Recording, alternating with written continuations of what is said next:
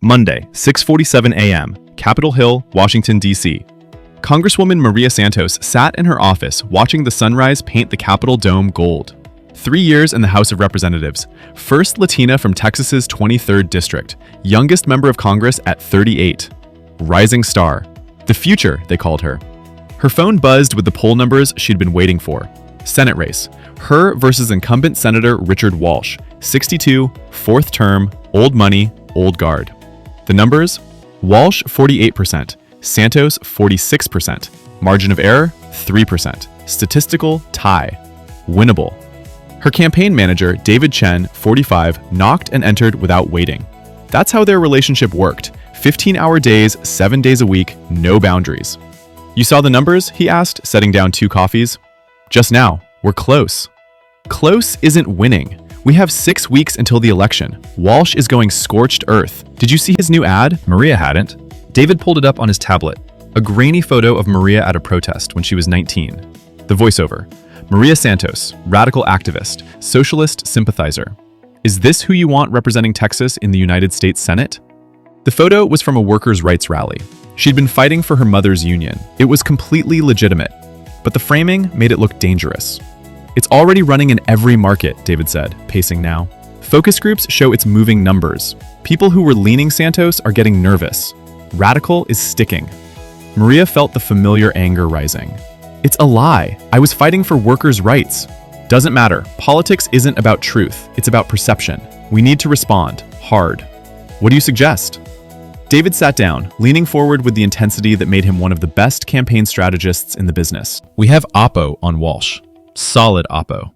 His son, his 34-year-old son, got a DUI 3 years ago. Walsh used his connections to make it disappear. No charges filed, no record. But we have the police report, the blood alcohol, photos. Maria's stomach tightened. His son's addiction struggles aren't fair game. His son's addiction that Walsh covered up using his Senate influence absolutely is fair game. Maria, he's calling you a radical. We show Texas voters that their family values senator protects his privileged son while regular people go to jail for the same thing. David, I'm not done. We also have financial records showing Walsh took $500,000 in donations from Big Pharma, then voted against prescription drug reform. We have emails showing he promised a major donor access to closed-door meetings. We have affairs, 3 of them over 15 years. Maria stood, walking to the window. Outside, interns rushed to work. Tourists took photos. Democracy in motion. Messy, beautiful, complicated. The affairs are confirmed? She asked quietly. 2 are rock solid. 1 is circumstantial but strong. Maria, this isn't speculation. This is documented fact. Walsh is corrupt. He's a hypocrite. He's been using his power for personal gain for 20 years, and voters deserve to know. Using his son's addiction? Using his abuse of power to protect his son. There's a difference. Was there?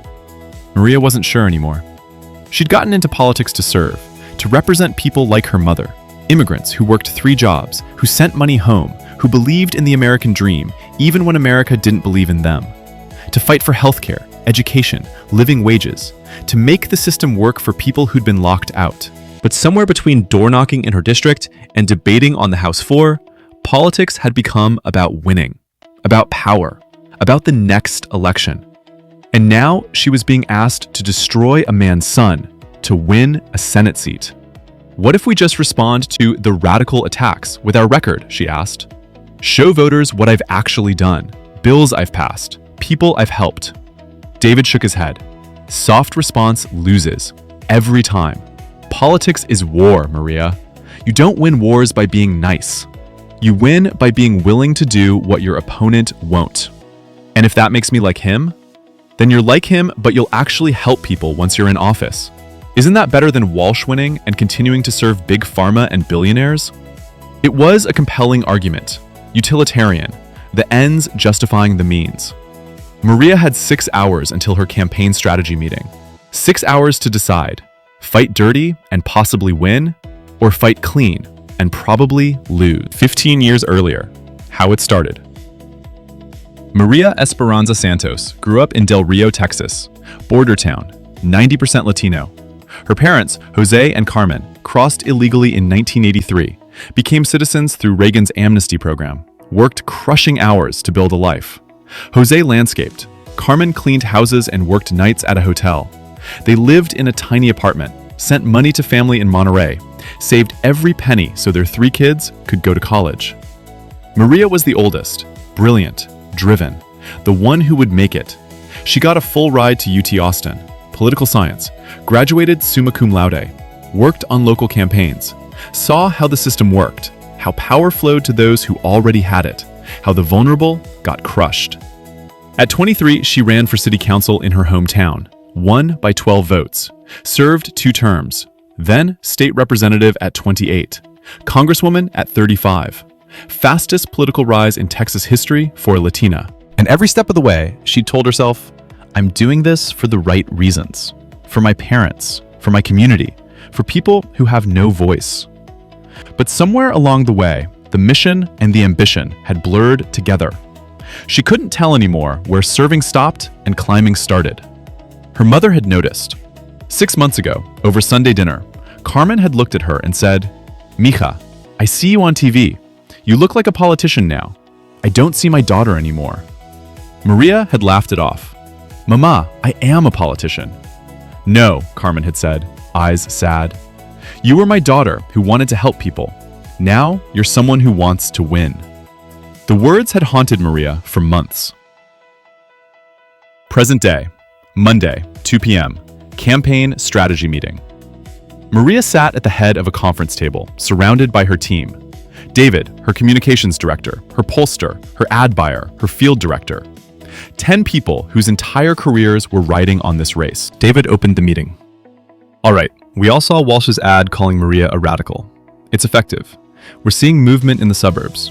We need a response that stops the bleeding and puts Walsh on defense. The pollster, Rebecca Wang, 33, pulled up data. Focus groups show voters respond to 3 things: authenticity, strength, and fairness. If we respond to radical by attacking Walsh's character, it reads as deflection. But if we respond by exposing his corruption, it reads as justified accountability. So we use the oppo, the communications director said. Maria had been silent. Now she spoke. The oppo on his son. Walk me through it again. David pulled up the police report on screen. 3 years ago, Christopher Walsh, the senator's son, was pulled over in Georgetown. BAC of .15, almost twice the legal limit. The arresting officer wrote up charges, but before they were filed, they disappeared. No charges, no record. Our source says Walsh made a call. Who's the source? Maria asked.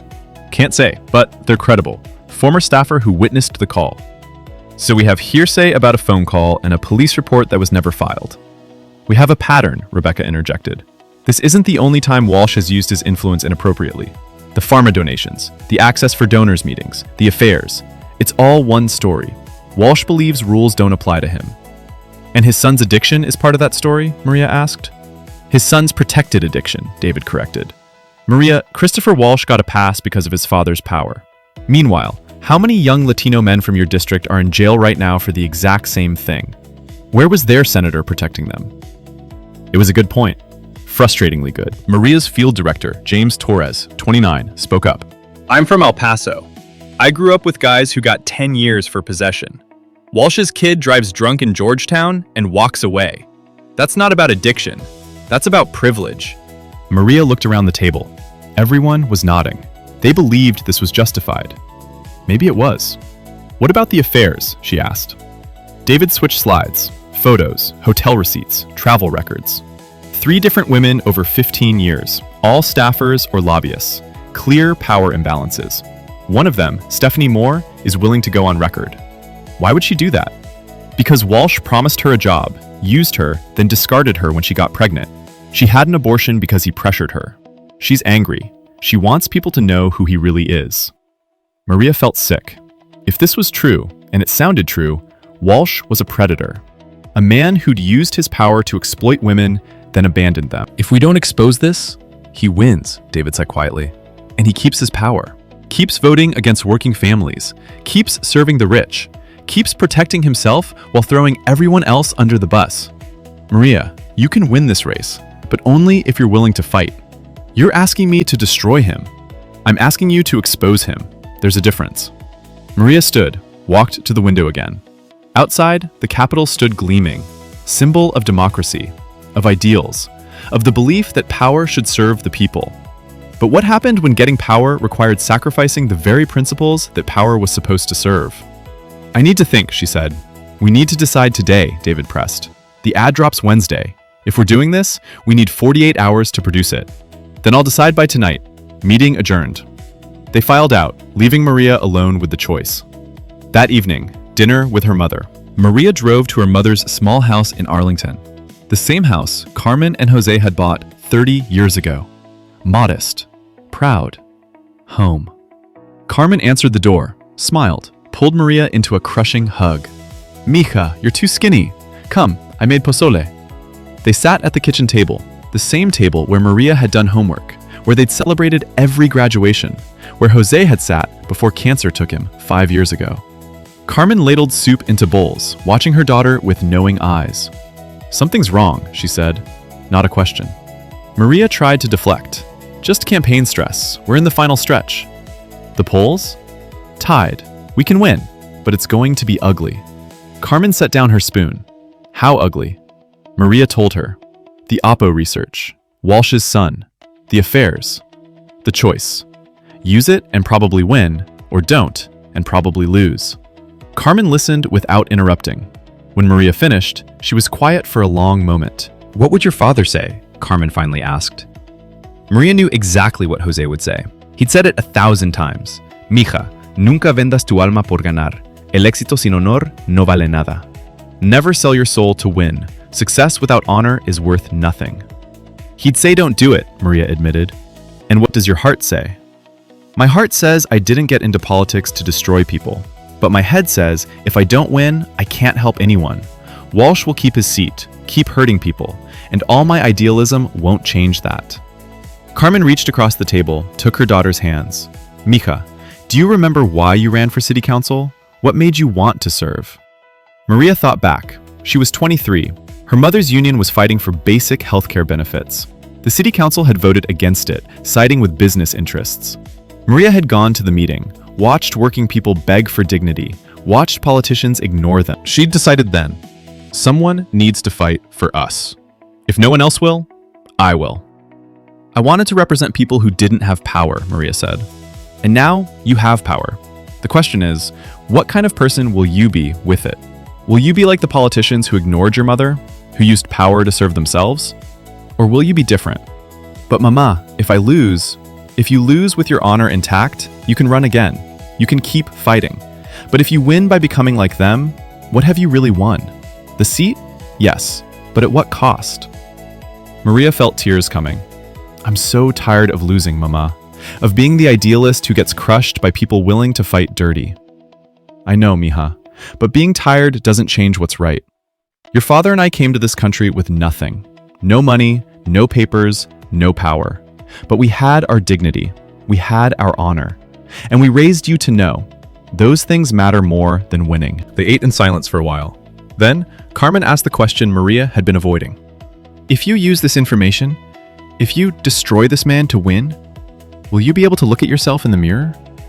Maria didn't answer, because she wasn't sure. That night, 11:34 p.m., Maria's apartment. Maria sat on her couch, laptop open, staring at the Oppo research files. Photos of Christopher Walsh stumbling out of his car. Police report with the high BAC. The evidence was damning. She opened another file. Stephanie Moore's testimony, the affair, the pregnancy, the pressure to abort. Walsh's promise of a job that never materialized. If voters knew this, Walsh would lose, probably by double digits.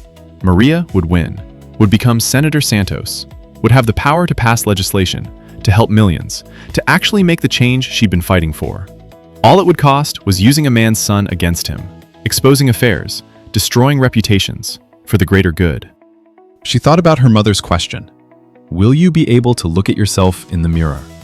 She thought about her father. Success without honor is worth nothing.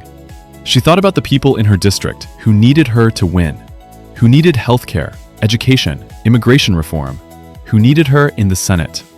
And she thought about the person she'd be if she did this. The politician who justified cruelty as strategy, who became what she'd always fought against. Her phone buzzed. Text from David. Decision? We need to move forward tonight if we're doing this. Maria stared at her phone, at the cursor blinking in the text box. This was it. The choice that would define not just the campaign, but who she was. She could type, yes, use everything, run the ads. Or she could type, no, we fight clean. Her thumb hovered over the keyboard, and she whispered to the empty room, what would Jesus do? If he had power, if he could win by fighting dirty, what would he do? The apartment went silent. Not normal silence. The absence of all sound. The ambient noise of the city, gone. The hum of her laptop, stopped. Even her own breathing seemed suspended. Maria looked up. The light had changed. Not from lamps or screens. Golden, warm, like dawn, but timeless. A figure sat in the chair across from her. Jesus. Not the European paintings, Middle Eastern, working man's hands, eyes that had seen power and rejected it. Maria's heart hammered. This isn't real. I'm exhausted. I'm hallucinating from stress. You're seeing clearly for the first time in months, Jesus said, voice gentle. You asked what I would do. I'm here to show you. I wasn't seriously asking. Yes, you were. Maria, you're standing at a crossroads. The choice you make tonight will determine not just whether you win a Senate seat, it will determine who you become. And you know that. Maria stood, pacing. If you're real, if you're actually here, then you know what's at stake. I can help millions of people if I win, but I can't win unless I fight the way Walsh is fighting, unless I use what I have against him. Can't or won't? What's the difference? Everything. Come, walk with me. Jesus stood, extended his hand, scarred, wounded, the hands of someone who knew what power cost. Where? Maria asked. To moments that matter, so you can see what I did when I had power, when I was tempted to use it, and what I chose instead. Maria hesitated, then took his hand. The apartment dissolved. Jesus and power. The temptation in the wilderness. They stood on a high mountain. Desert stretched below, endless and barren, ancient, primal. Maria turned. Younger Jesus stood beside them, gaunt, exhausted, 40 days of fasting visible in his hollow cheeks. And with him, another presence. Dark, seductive, the tempter. Where are we? Maria asked. The wilderness, present Jesus said. After my baptism, before my ministry began. Watch. The tempter circled younger Jesus like a predator. If you are the Son of God, turn these stones to bread. You're starving. You have the power. Why suffer? Younger Jesus, voice steady despite his weakness. Man shall not live by bread alone, but by every word that proceeds from the mouth of God. The scene shifted. Suddenly they stood on the highest point of the temple in Jerusalem. The city spread below, dizzying height. The tempter's voice, smooth and reasonable. If you are the Son of God, throw yourself down. The angels will save you. Everyone will see. Instant credibility, immediate following. The people will believe you're the Messiah because of the miracle. Younger Jesus, it is written, do not put the Lord your God to the test. The scene shifted again, back to the mountain, but now, spreading below them in impossible panorama, every kingdom of the earth. Rome, Babylon, Egypt, Persia, nations and empires glittering like jewels. The tempter's voice, almost kind. All of this can be yours, every kingdom, all authority.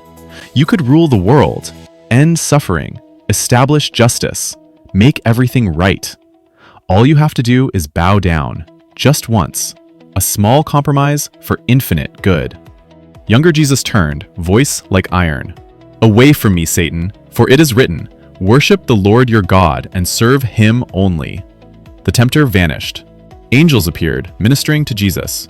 Present, Maria and Jesus watched the scene fade.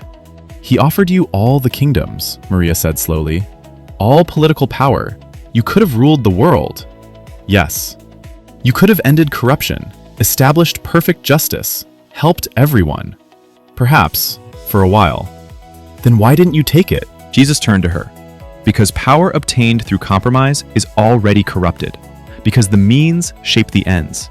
because a kingdom built on a lie will only produce more lies.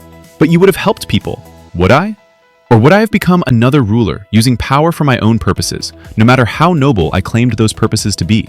He gestured to the fading vision. The tempter offered me a shortcut. Bow once, rule forever. It was pragmatic, utilitarian, the ends justifying the means. And you said no. Because I knew. Once you compromise your integrity to gain power, you'll compromise it again to keep power. And again, until you're no different than everyone else fighting for control. Maria felt the words land. That's what I'm doing. Compromising to win. Are you? The research on Walsh, it's true. He did abuse his power. He did cover for his son. He did exploit women. Voters deserve to know. Do they? Or do you deserve to use it? What's the difference? Jesus smiled sadly.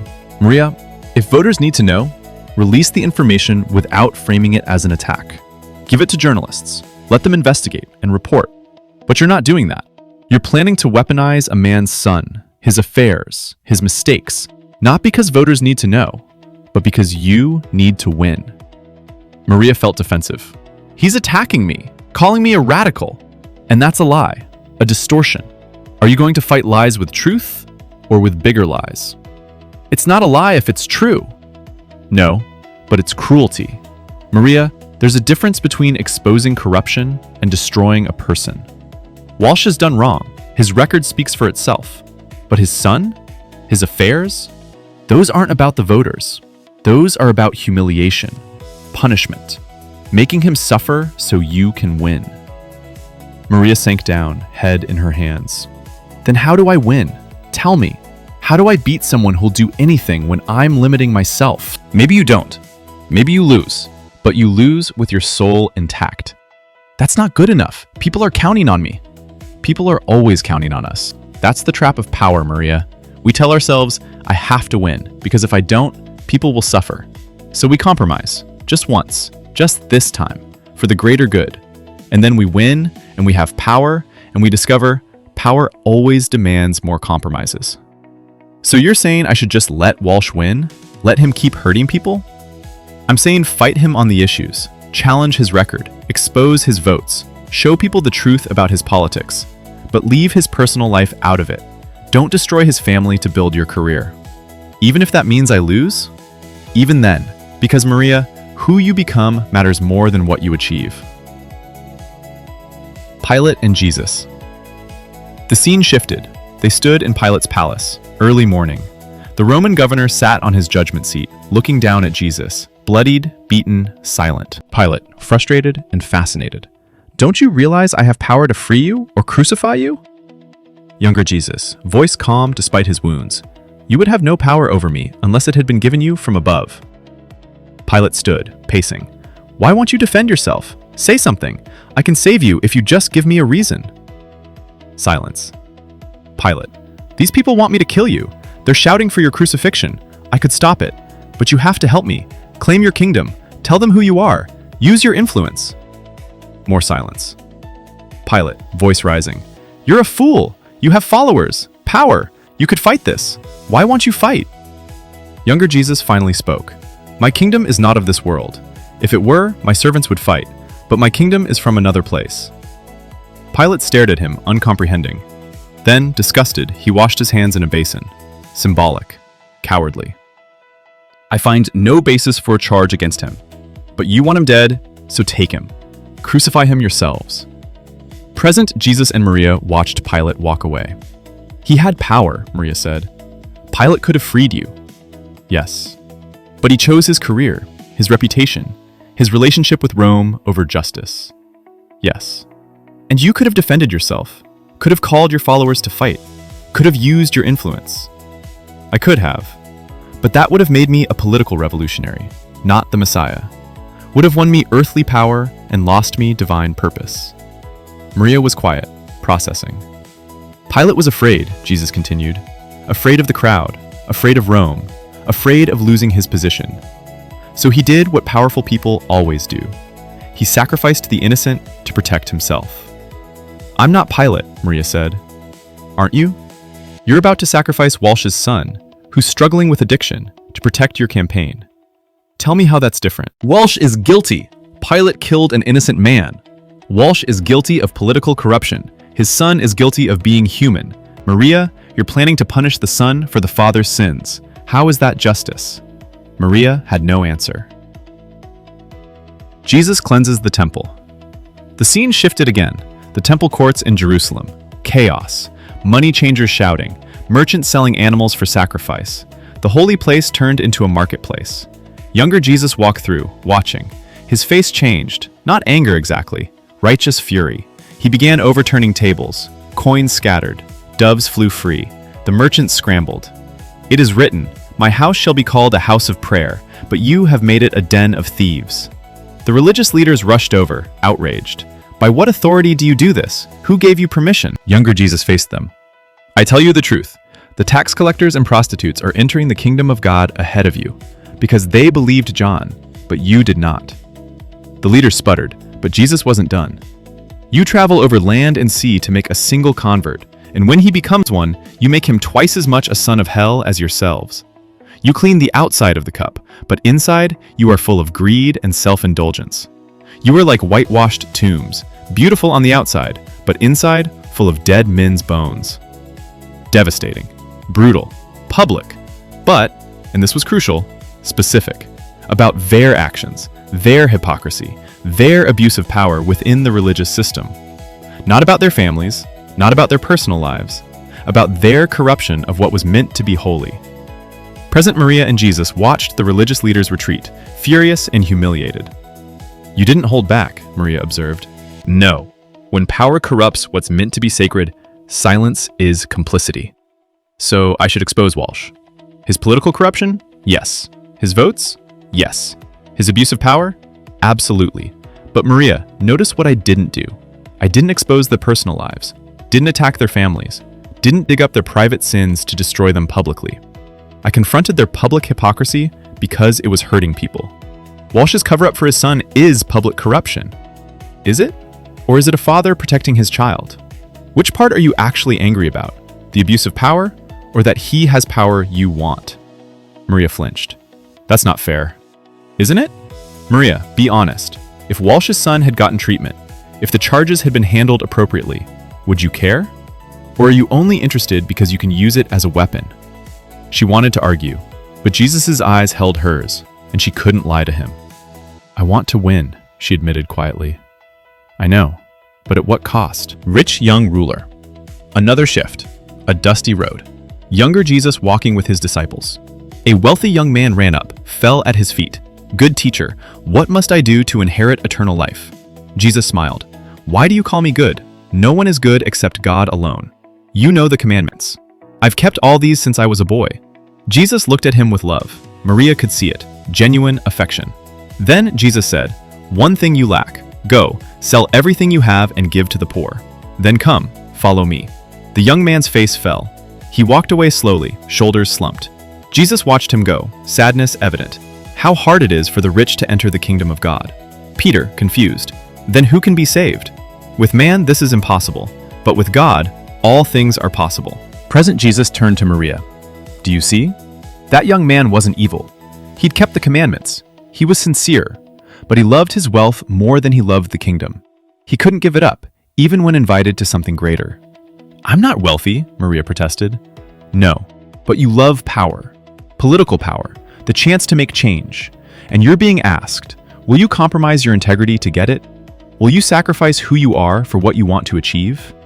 It's not about me. It's always about us, Maria.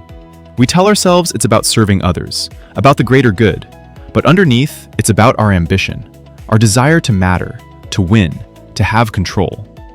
Maria felt tears starting. I just want to help people. I believe that, but you also want power, and there's nothing wrong with wanting power unless you're willing to become corrupt to get it. That young man walked away sad, not because he was condemned, but because he chose wealth over kingdom. You're at the same crossroads. The last shall be first. One final scene, the disciples arguing. James and John approached Jesus. Teacher, let us sit at your right and left in your kingdom. We want the positions of honor. The other disciples were furious. How dare they ask for that? Jesus called them all together. You know that those who are regarded as rulers of the Gentiles lord it over them. High officials exercise authority over them. Not so with you." He paused, looking at each one. "Whoever wants to become great among you must be your servant. Whoever wants to be first must be slave of all.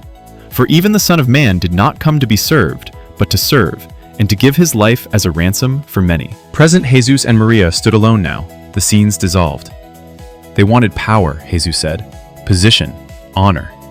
They thought leadership meant being on top, but I taught them. True power is service. True leadership is sacrifice. "I am serving," Maria said desperately. "That's why I want to win, to serve my community." Are you? Or are you serving your ambition? Maria, here's the test. If you lose this race, will you keep serving? Or will you be bitter, broken, angry that you didn't get the power you felt you deserved? The question hung in the air.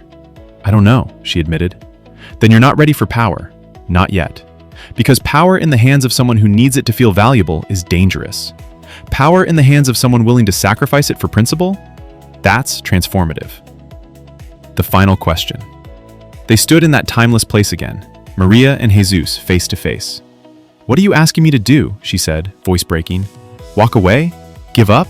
Let Walsh win?" "I'm asking you to fight clean, to win or lose with your integrity intact, to believe that who you are matters more than what you achieve." "But people need me in the Senate." Maybe. Or maybe they need someone who won't compromise, even when it costs them. Maybe your witness of integrity is worth more than your Senate vote. That's easy for you to say. You're Jesus. You had divine power. I'm just human. So was I. Tempted? So was I. Offered shortcuts? So was I. Maria, I faced everything you're facing, and I chose the hard path. Not because it was easy, because it was right. What if I lose? Then you lose. But you lose as Maria Santos, woman of integrity, not Maria Santos, politician who sold her soul. And Maria, you can come back from losing an election. You can't come back from becoming what you hate. Maria sank down, overwhelmed. "I don't know if I'm strong enough." Jesus knelt beside her. "You're not. That's the point. None of us are strong enough to resist power's corruption on our own. That's why you need me. That's why you called out to me tonight." "What do I do?" "You go back. You tell your campaign manager, no personal attacks. We fight on issues, on record, on vision. And if we lose knowing we fought honorably." "He'll think I'm crazy." "Probably. But Maria, at the end of your life, when you look back on this moment, will you be proud of winning by destroying someone? Or will you be proud of fighting clean, even when it cost you?" Maria knew the answer, had always known it. "It's time to go back," Jesus said gently. "Your choice is waiting. But remember, I'm not asking you to be perfect. I'm asking you to be faithful. There's a difference." The choice. Maria blinked. She was back on her couch, same position, laptop still open, phone still showing David's text. Decision? But everything had changed. She picked up her phone, typed, "We don't use the personal attacks. We fight clean. Send." 3 seconds later, David called. "Maria, are you serious?" "Completely." "Do you understand what this means? We're handing Walsh the race. Maybe. Or maybe we win on our own merits." "That's naive. Politics doesn't work that way." "Then maybe politics needs to change." "David, I got into this to serve people, not to destroy them. If I have to become like Walsh to beat Walsh, what's the point? The point is you'll be in the Senate. You'll have power to actually help people. At what cost? My integrity? My soul? David, I appreciate everything you've done for this campaign, but I'm making this decision. We fight on the issues. We expose his voting record. We show people my vision versus his. But we don't touch his son. We don't use the affairs. We go high." Silence on the other end. "You're going to lose," David said finally. "Maybe, but I'll lose as myself, not as some corrupted version I don't recognize." "I think you're making a huge mistake." "I know you do, but it's my mistake to make." She hung up, sat in the silence of her apartment. Then she called her mother. "Mija, it's almost midnight. Are you okay?" "I'm okay, Mama. I made my decision. We're fighting clean." She heard her mother's breath catch. Then, voice thick with emotion. "Your father would be so proud." "I might lose." "Then you lose with honor. Mija, I'd rather have a daughter with integrity than a senator who sold her soul." After they hung up, Maria opened her laptop. started writing a new speech. Not an attack ad, a vision statement. I'm running for Senate because I believe we can do better. Not by tearing each other down, but by lifting each other up. My opponent and I disagree on policy. That's healthy in a democracy.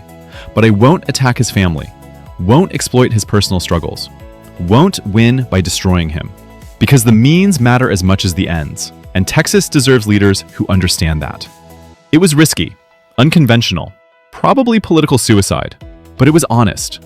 And Maria realized she'd rather be honest than senator. The campaign, final 6 weeks. Week 1, the response. Maria's campaign released her response to Walsh's radical attack. Not a counterattack, a positive vision ad. Her, in her district, talking to real people. Senator Walsh called me a radical because I believe healthcare is a right. Because I think minimum wage should be a living wage. Because I want to protect dreamers. If that's radical, I'm guilty. But I call it justice. No personal attacks, no oppo, just contrast. The media was confused. Santos' campaign takes high road. Is it enough? David was frustrated. We're bleeding in the polls. Walsh is hitting us daily, and we're not punching back. We're punching back on policy, Maria insisted. Watch. She went on every news show that would have her, debated policy, challenged Walsh's record, pointed out every vote he'd taken against working families. Senator Walsh voted against prescription drug reform while taking $500,000 from Big Pharma. That's not leadership. That's corruption. Not personal, just factual. Week 3, the opponent's mistake. Walsh's campaign, emboldened by Maria's restraint, went nuclear. Released an ad featuring Maria's undocumented parents. Maria Santos. Her parents entered this country illegally. Can we trust her to uphold our laws? It was cruel, racist, and it backfired. The Latino community, which had been lukewarm on Maria, rallied. White suburban voters who valued decency were repulsed. Even conservative newspapers criticized it as beyond the pale. Maria could have destroyed Walsh for this, could have called him racist, xenophobic, cruel. Instead, she released a simple statement. My parents came to this country seeking opportunity. They became citizens, worked hard, paid taxes, raised 3 kids who all served their communities. I'm proud of them. If Senator Walsh thinks that's disqualifying, he doesn't understand Texas. Dignified, powerful. It played everywhere. Her polls ticked up, 46% to 48%, within striking distance. Week 5, the debate. The final debate, statewide broadcast, make or break moment. Maria and Walsh stood at podiums. He looked confident. She looked calm. The moderator asked the question Maria had been expecting. Congresswoman Santos, you've run a notably positive campaign, but Senator Walsh has attacked your record, your family, your values. Why haven't you responded in kind? Maria looked directly at the camera. I haven't responded with personal attacks because that's not who I am. Senator Walsh and I have real policy disagreements. I think healthcare should be accessible. He's voted to restrict it. I think we should protect dreamers. He wants to deport them. I think minimum wage should reflect the cost of living. He's voted against increases 7 times. She turned to Walsh. Senator, you and I disagree on almost everything, but I respect your service. I respect your right to your views. What I don't respect is using your power to serve special interests instead of Texas families. That's not personal. That's political. And voters deserve to know the difference. Walsh tried to interrupt. The moderator let Maria finish. I got into this race to fight for people like my parents. People who work hard, play by the rules, and deserve a government that serves them. If I have to destroy you to win, then winning isn't worth it. Texas deserves better than that kind of politics. The audience, supposedly neutral, applauded. Walsh, thrown, attacked. That's a nice speech, but politics is about winning, getting power, using it. Congresswoman Santos is naive. No, Maria interrupted. I'm principled. There's a difference. The exchange went viral. Hashtag principled not naive trended for 48 hours. Week 6, Election Day. Maria voted early in Del Rio at her old elementary school. Cameras everywhere. She smiled, waved, went home. That evening, she sat with her campaign team in a hotel ballroom. Results rolling in. Early returns, Walsh 51%, Santos 49%. David paced. It's close. It's going to be close all night. I know. If we'd used the oppo, we'd have won dirty or lost dirty. Either way, I wouldn't recognize myself. More returns. Urban areas reporting. Maria's numbers climbed, 50% to 50%. Dead heat. Then the suburbs, college-educated voters. They broke for Maria, hard. By 11 p.m., Santos 51%, Walsh 49%. By midnight, Santos 52%, Walsh 47%. Walsh called to concede. Maria stood before her supporters, overwhelmed. Texas, we did it, and we did it the right way. We didn't tear anyone down to build ourselves up. We didn't compromise our values to gain power. We proved that you can fight clean and still win. Thank you. The room erupted. The Senate first year swearing in. Senator Maria Santos took her oath of office with her mother beside her, holding the Bible Jose had carried from Mexico. I do solemnly swear that I will support and defend the Constitution of the United States against all enemies, foreign and domestic, that I will bear true faith and allegiance to the same. She meant every word. The first vote. 3 months into her term, a massive healthcare bill came to the floor. It would extend coverage to millions, but it included a provision protecting pharmaceutical companies from lawsuits. The party leadership called her. We need your vote. Yes, it protects Big Pharma, but it helps 20 million people. Perfect can't be the enemy of good. Maria read the bill. The provision was terrible, a giveaway to the industry that had donated to Walsh. She voted no. The bill passed without her. Her party was furious. You just hurt 20 million people for your principles. No, Maria said. I refused to reward corruption. There'll be other bills, better bills. I won't compromise on this. The unexpected ally. 6 months in, Maria was working on immigration reform. She needed Republican votes. Senator Richard Walsh, yes, her former opponent, approached her. Santos, I heard you're working on a Dreamer bill. I am. Why? Walsh shifted, uncomfortable. My son, Christopher, is in recovery. Has been for 2 years. Started after the campaign. He told me you could have destroyed him, used his addiction against me, but you didn't. Maria nodded. It wouldn't have been right. It would have worked. I would have lost. But you chose not to. And Christopher, he's alive because he got help. If you'd exposed him publicly, the shame might have... Walsh's voice broke. I wanted to thank you and ask, can I help with your bill? Maria stared. You want to co-sponsor immigration reform? You? My positions haven't changed, but maybe we can find middle ground. Christopher taught me, people deserve second chances. Maybe dreamers do too. They worked together for 8 months. The bill passed, bipartisan, historic, because Maria had chosen integrity over victory. The legacy, 10 years later. Senator Santos at 48, 10 years in the Senate. Maria had become one of the most respected voices in American politics. Not because she always won, but because she always fought honorably. She'd lost plenty of votes, made enemies, frustrated her own party by refusing to play dirty.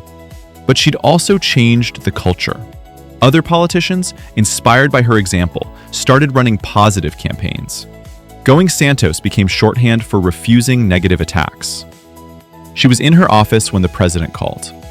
Maria, I need a VP, someone who can unite the country, someone trusted across the aisle. I want you. Vice President, the offer she dreamed about at 25.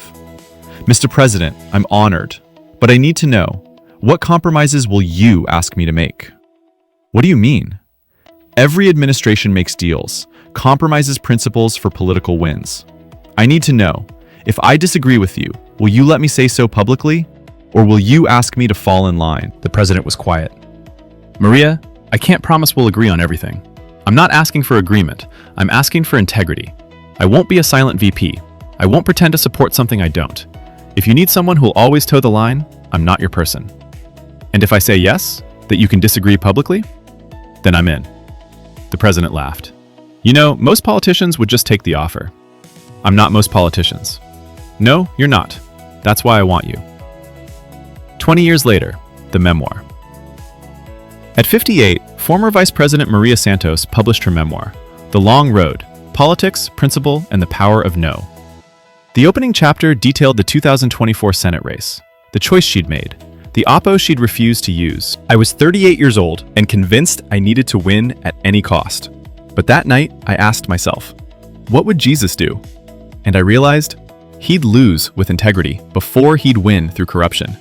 That choice, to fight clean even when it probably meant losing, that choice defined everything that came after. I almost didn't make it, almost convinced myself that the ends justified the means. But I learned they never do. The means shape the ends. Win dirty and you govern dirty. Compromise your integrity to gain power and you'll compromise it again to keep power. I won that Senate race, but only because I was willing to lose it. And that paradox, that backward logic of the kingdom, that's been the foundation of my entire career. The book became required reading in political science classes, not because it was triumphant, because it was honest. The Principle, A New Generation. 25 years after Maria's Senate race, a young candidate in Texas, Miguel Rodriguez, 29, running for Congress, faced a similar choice. His opponent was running attack ads. Miguel had oppo that would end the race. He called Senator Santos, now retired. Senator, I don't know what to do. If I use what I have, I win. If I don't, I probably lose. Maria, now 63, smiled. Miguel, let me tell you about a choice I made when I was young. She told him the story, all of it, the temptation, the rationalization, the encounter with Jesus, the choice to fight clean. Did you ever regret it? Miguel asked.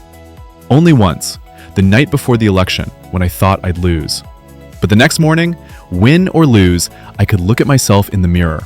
That's worth more than any office. What should I do? I can't tell you that, but I can tell you this.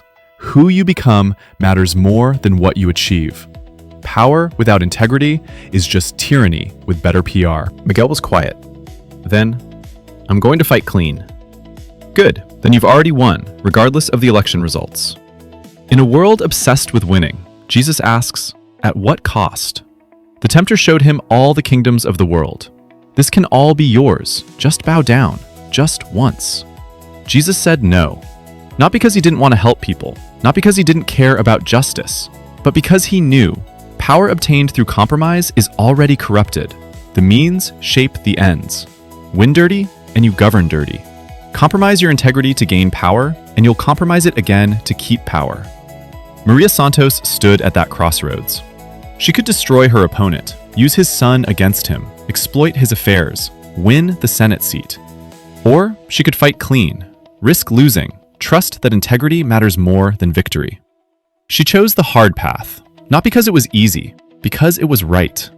And something unexpected happened. She won.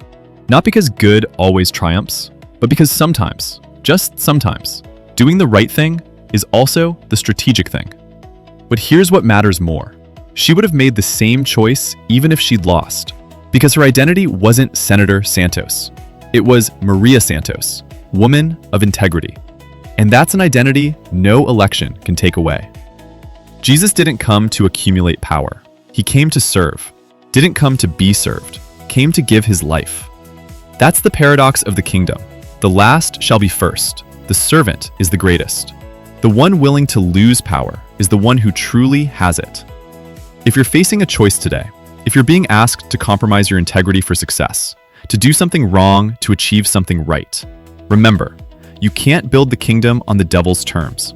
You can't establish justice through injustice. You can't become who you're called to be by betraying who you are. The tempter always offers shortcuts, always promises that this one compromise will make everything possible. He's lying. The only path to real power is through integrity. The only path to real change is through character. The only path to real victory is through refusing to become what you hate. What would Jesus do with political power? He'd reject shortcuts. He'd refuse compromise. He'd serve rather than dominate. And he'd invite us to do the same. Not because it's easy, because it's true. The means matter as much as the ends. Always. Discussion questions for groups. 1. Have you ever been tempted to compromise your integrity to achieve something good? What happened? 2. The tempter offered Jesus all the kingdoms. Why did Jesus say no? What does that teach us? 3. Maria's campaign wanted to use Walsh's son's addiction against him. Would you have done it? Why or why not? 4. Jesus said, "My kingdom is not of this world." What does that mean for Christians in politics? 5. Is there ever a time when the ends justify the means? Where's the line? 6. Maria lost support from her own party for voting against a bill that would help millions. Was she right to do so? 7. Jesus cleansed the temple violently. How is that different from political attack ads? 8. If Maria had lost the election, would her choice still have been right? Why? 9. How do we balance fighting for justice with fighting honorably? 10. What compromises are you being asked to make right now? In work? In relationships? In life?